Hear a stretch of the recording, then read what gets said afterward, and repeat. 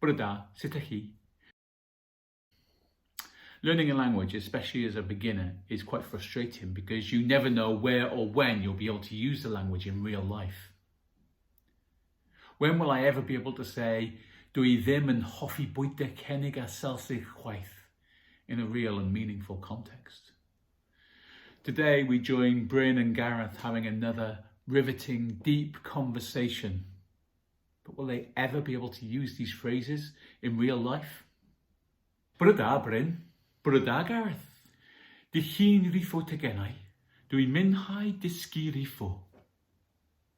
Hwyl. Hwyl.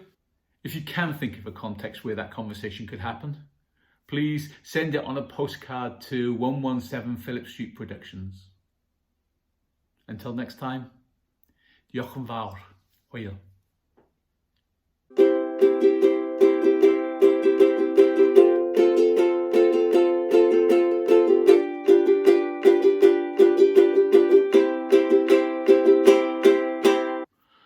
Bore da, Gareth.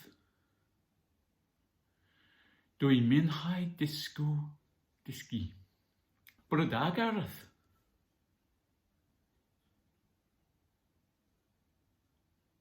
Nothing.